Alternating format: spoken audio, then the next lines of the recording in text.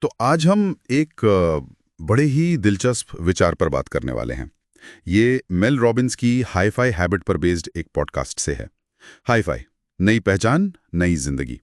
और इसका जो सार है वो ये कि जिंदगी बदलनी है तो शायद अपनी पहचान ही बदलनी पड़ेगी। हाँ, ये आइडिया बहुत पावरफुल लगता है सुनने में। बिल्कुल। और स्रोत की शुरुआत ही एक लाइन से होती है जो सोचने पर मजबूर करती है। इंसान तब नहीं बदलता जब उसका गोल बदल जाए। अच्छा। इंसान तब बदलता है जब उसकी पहचान बदल जाए। ये तो गहरा है। मतलब गोल से ज्यादा पहचान इंपॉर्टेंट है। हाँ, मेल रॉबिन्स का यही तर्क है कि भाई जो कहानी हम खुद को सुनाते हैं ना, उसको बदलने की जरूरत है। सही बात है, वो सेल्फ नैरेटिव। तो आज हम इसी की तह तक जाएंगे।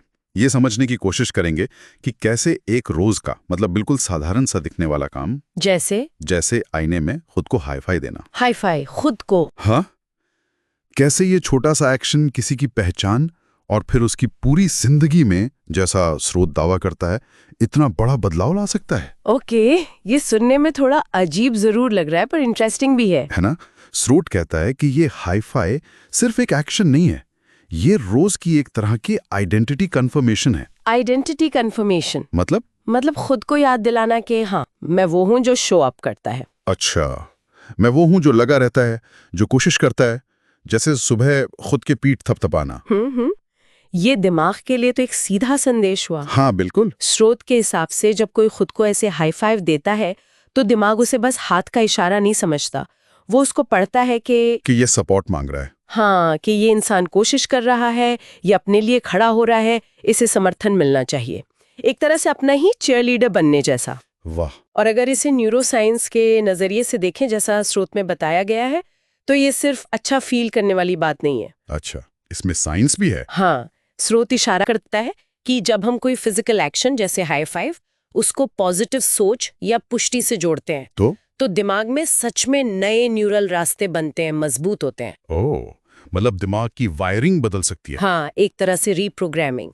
और क्योंकि इसमें शरीर शामिल है, ये सिर्फ सोचने से ज्यादा पावरफुल हो सकता है। हमारा दिमाग फिजिकल एक्सपीरियंस पर ज्यादा ध्यान देता है ना? हाँ, ये बात तो है। फिजिकल एक्शन का असर गहरा होता है, तो ये बॉडी का इन्वॉल्वमेंट ही इसे खास बनाता है। लगता तो यही है, स्रोत इसी पर जोर देता है। और इसी से जुड़ा स्रोत में एक आइडेंटिटी शिफ्ट चैलेंज का भी जिक्र है।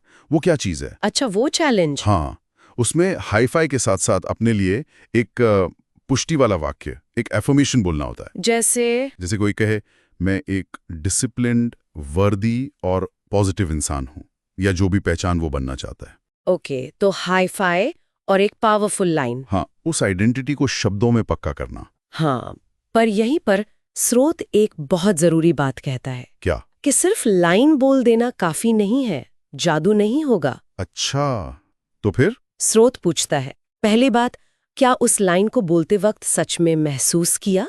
वो फीलिंग जरूरी है। सिर्फ रटना नहीं है। बिल्कुल, दिमाग भावनाओं को पकड़ता है। और दूसरी, शायद और भी जरूरी बात, वो क्या है? क्या सिर्फ सुबह ये करके रुक गए, या फिर दिन भर उस नई पहचान के हिसाब से जीने की, वैसे एक्शन लेने की कोशिश की? ओह, मतलब एक्शन भी जरूरी है। बहुत जरूरी। अगर कहा मैं डिसिप्लिन हूं पर दिन भर काम टाला तो दिमाग कंफ्यूज हो जाएगा। हाँ, मिक्स सिग्नल मिलेंगे। सही। तो स्रोत का सार यही है कि असली बदलाव तब है जब सोच यानी हाई-फाई और वो लाइन, भावनाएं मतलब उसे महसूस करना, और आपके काम यानी दिन भर के एक्शन, ये तीनों एक लाइन में आ जाए। समझ गया। ये तो पूरी लाइफस्टाइल बदलने जैसा है, सिर्फ सुबह के 5 मिनट का काम नहीं। बिल्कुल, ये एक पैकेज है। तो इस पूरी चर्चा को अगर समेटें तो मतलब स्रोत ये कह रहा है कि जिंदगी में बड़े बदलाव की शुरुआत एक बहुत छोटे, रोज सुबह आईने के सामने लिए गए फैसले से हो सकती है। हाँ, एक सिंपल स्टेप से। ये सिर्फ एक आदत नहीं बल्कि एक पूरा सिस्टम बन सकता है। हर सुबह एक हाई फाइव खुद को सपोर्ट के लिए, एक लाइन अपनी नई पहचान की घोषणा, उसे कंफर्म करने के लिए, और फिर उस पहचान के अनुसार जीने का एक सचेत फैसला, रोज खुद को याद दिलाना। बिल्कुल, रोज की रिकैलिब्रेशन। ये विचार अपने आप में बहुत शक्तिशाली है। हाँ, और ये हमें एक गहरे सवाल पर भी लाकर छोड़ता है। किस तरह का सवाल? कि अगर कोई इंसान लगातार मतलब रोज बरोज अपनी चुनी हुई नई पहचान के अनुसार सिर्फ एक्ट भी करता रहे, भले ही शुरू में उसे वो महसूस ना हो रहा हो पूरी तरह से। Fake it till you make it वाली बात। हाँ, कुछ वैसा ही। तो क्या समय के साथ ये परफॉर्मेंस, ये बाहरी एक्शन ही उसकी अंदरूनी असली पहचान को बना सकता है, उसे मजबूत कर सकता है? कहाँ पर वो एक्टिंग खत्म होती है और वो असलियत बन जाती है? एक्ट करने और होने के बीच की जो लाइन है वो कितनी धुंधली हो सकती है? वाकई ये सोचने वाली बात है। इस पर यकीनन और सोचा जा सकता है।